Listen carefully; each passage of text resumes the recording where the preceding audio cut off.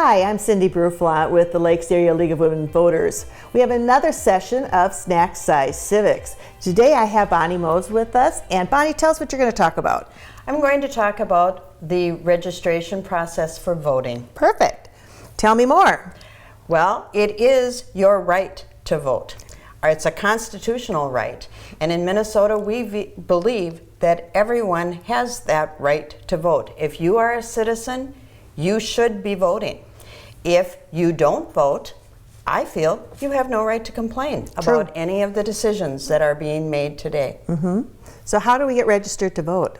Well, the easiest way is to get a driver's license. Tell me more. Well, just about everybody over the age of 18 has a driver's license. And when you complete your driver's license application, this form, you are automatically registered to vote at the address that you put on your driver's license. So that's one way to vote, or to register to vote. Okay. Another way is, say you moved. Oh, yeah. Well, technically, within 30 days of your move, you should get a new driver's license and get your driver's license changed. We realize not everybody does that.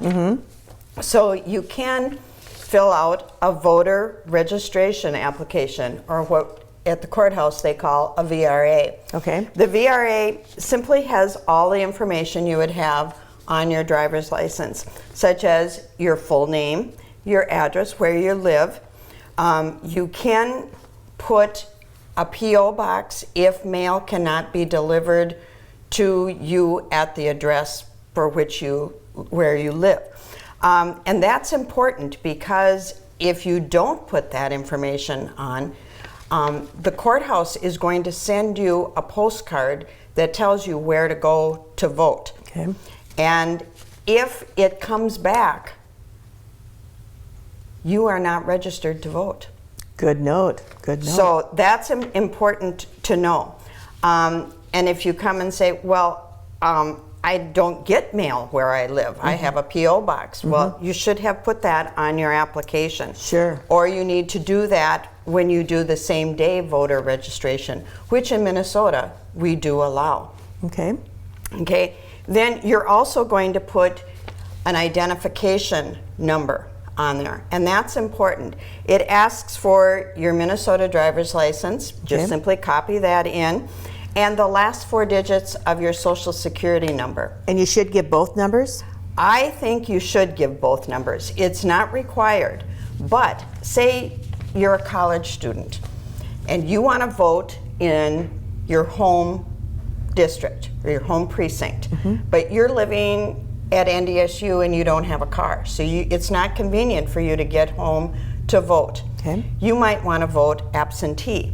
So then you would fill out an absentee voter application, and on that they have to have an identifier, something that somebody else wouldn't know. Okay. So I have no idea what the last 4 digits of your driver's license are, or your social security number. Frankly, I don't know what the last 4 digits of my driver's license are, but I do know my social.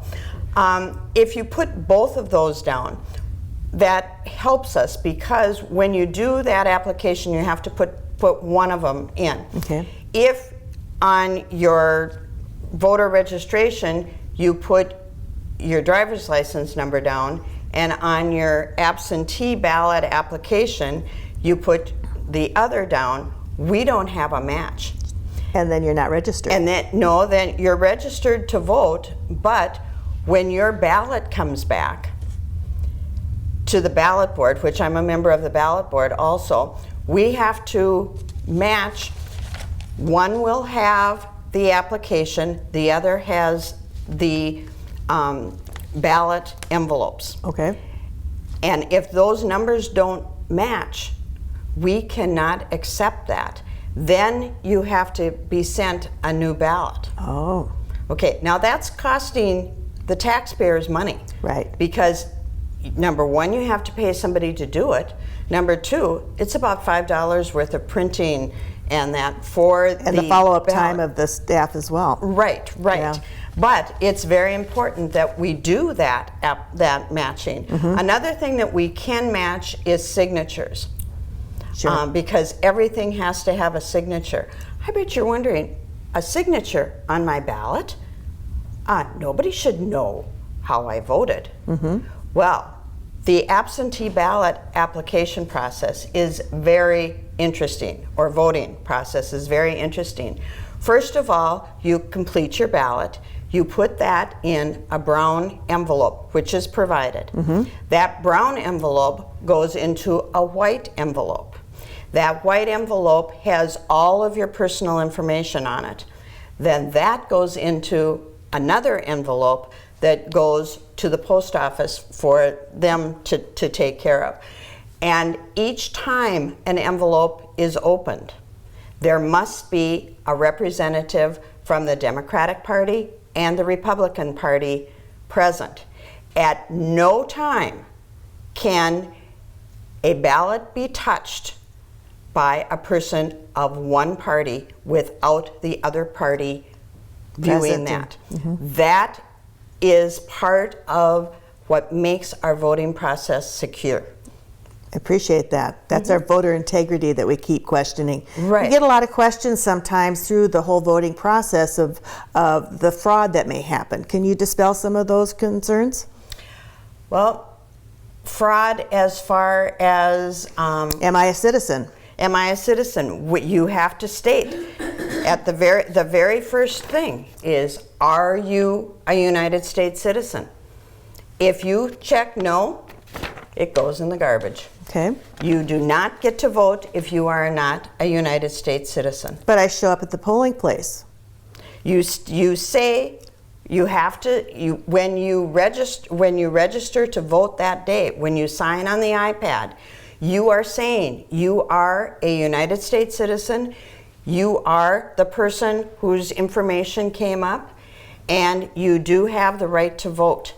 If you don't, and then when you sign that, if you sign it and it's not true, it's a $10,000 fine. A felony. A felony.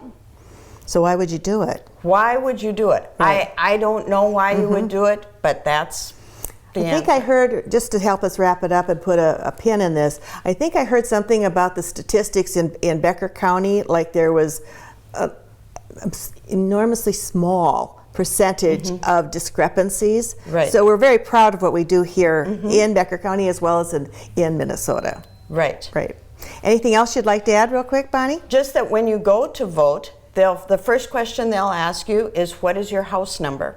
They'll type the house number into the iPad, and a list of everybody that has that house number in that precinct will come up. Then they'll ask you your name, and they'll tap on that. Then your information will come up.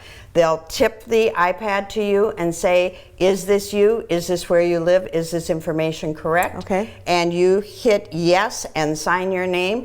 If you are lying, $10,000 fine, felony. Again, why would you choose to do that, right? Why would you choose to do that? But it also lets you know that it is secure. Thank you. Thank you for joining us today, and also a shout out thank you to West Central Initiative and the VFW for sponsoring Snack-Sized Civics. If you would like more information about participating in this program, reach out to one of the League of Women Voters, or there is a QR code at the end of this process. Thank you.